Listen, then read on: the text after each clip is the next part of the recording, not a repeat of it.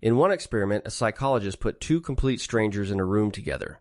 No wine, no games, no small talk about the weather. He handed them a list of questions and he closed the door.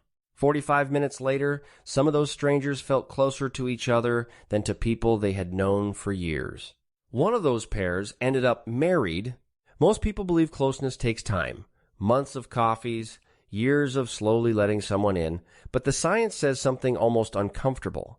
Closeness isn't built by time. It's built by a specific kind of question, asked in a specific order, and by the end of this video, you'll know exactly how to ask them. This isn't a party trick. It's one of the most replicated findings in all of relationship psychology. Across cultures, across ages, on first dates, and between old friends, the same pattern holds. People do not bond over shared facts. They bond over shared honesty. The researcher behind that closed door was Arthur Aron. His study became famous as the 36 questions that lead to love. But the questions themselves were never the magic. The magic was the structure underneath them, a slow, escalating exchange of vulnerability that most of us stumble through blind our entire lives. Think about that. Two people who had never met, closer than lifelong friends, in less time than it takes to watch a movie. And the only variable that changed was the questions. Here's what almost nobody understands. You already ask questions every single day. You're just asking the wrong ones in the wrong order. And then you wonder why people stay at arm's length. You blame yourself. You blame them. You decide some people just don't click. But it was never about clicking. So we're going to walk through 7 principles, the real mechanics behind the questions that make people open up. Not scripts to memorize, the machinery of human connection itself. Let's start with the one that surprises almost everyone. Connection is not chemistry. It's a process. And a process can be learned. Aron proved that closeness could be manufactured on purpose. He called the mechanism sustained, escalating, reciprocal self-disclosure. In plain English, two people taking turns revealing slightly more than feels comfortable, back and forth, deeper and deeper. His strangers weren't lucky. They were guided. And here's the striking part. It worked whether or not the two people had anything in common. Shared hobbies, matching backgrounds, mutual friends, none of it mattered. The structure did all the work. So if you've always felt like you're just bad at people, you're not. You were simply never taught the moves. Nobody was. We treat charisma like a gift some people are born with. But Aron's lab showed it's closer to a recipe. Follow the steps, and the warmth appears even between two people who walked in as strangers. But knowing it's a skill is only the beginning. The real question is what actually makes someone open the door, and that's where it gets fascinating. Here's the rule that governs every deep conversation you've ever had. Disclosure invites disclosure. The psychologist Sidney Jourard spent his career studying this. He found that when one person reveals something real, the other feels an almost automatic pull to match it. He called it the reciprocity of self-disclosure. Your openness gives the other person permission to be open too. One drop of honesty, and the whole room softens. It's the same reason a stranger on a long flight sometimes tells you things they've never told anyone. One honest sentence lowers the drawbridge. And the brain treats that gesture almost like a debt, a small warmth that quietly wants to return. So when someone stays guarded around you, don't push harder. Go first. Reveal something true, and watch the walls quietly come down. But there's a catch. You can't lead with your deepest secret. Timing is everything, and getting it wrong ruins the whole thing. You cannot start deep. Depth without a runway feels like an ambush. Two researchers, Erwin Altman and Dalmas Taylor, mapped this perfectly. They compared a person to an onion with layer after layer of privacy.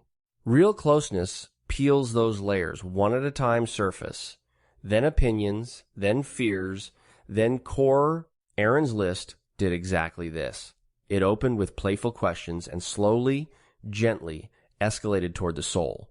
His first question was simply, who would you want as a dinner guest? Light? Easy? By the final questions, people were sharing when they last cried in front of another person.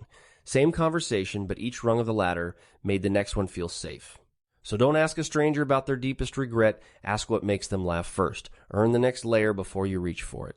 And this next principle? This is the one almost everyone gets completely wrong. Most people think they're connecting when they're really just collecting facts, job, hometown, hobbies.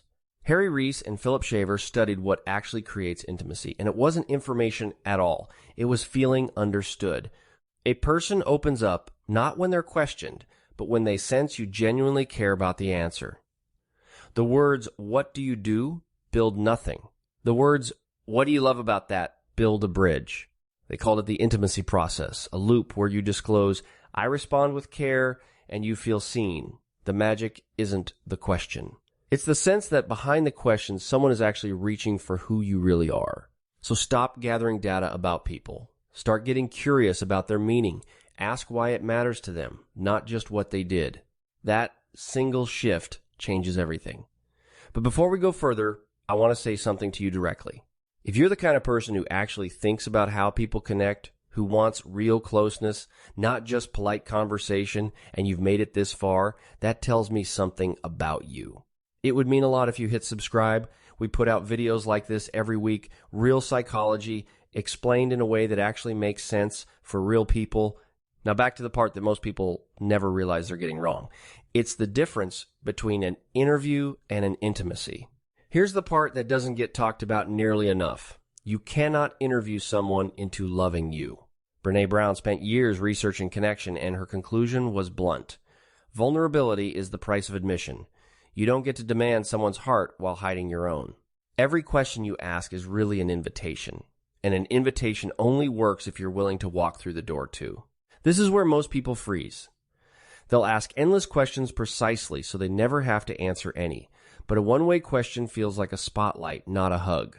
People can feel the difference instantly and they close right back up. So the next time you want someone to open up, ask yourself a harder question. What are you willing to reveal first? Because underneath all of this is a hunger so old and so deep that it shapes almost everything we do. And this is the root. Beneath every guarded person is the same quiet ache. The need to be truly seen by someone. Attachment researchers, going back to John Bowlby, showed this need is wired into us from birth. We are built to feel safe by being known. When someone asks us a real question and actually listens, it touches that oldest part of us, the part that just wants to matter to somebody. Most adults walk around with that need buried under years of small talk. They've had 1,000 conversations and almost none that reach them. So when you finally ask something real, it can feel to them like coming up for air. So when you ask a good question, you're not being clever. You're answering a need the other person may have carried unspoken for their entire life. That's why the right question can move someone to tears they don't fully understand. You didn't make them sad. You made them feel found. Which brings us to the last principle, and honestly, the most important of them all. You can ask the perfect question and still ruin the moment. Because the real power isn't in the asking, it's in what you do after. Carl Rogers, the father of modern therapy, called it deep listening. Not waiting for your turn to talk, not fixing, just being fully present while another human unfolds in front of you. He found that this kind of listening alone could heal people. Your silence, your attention, is the gift. Most people can't do it.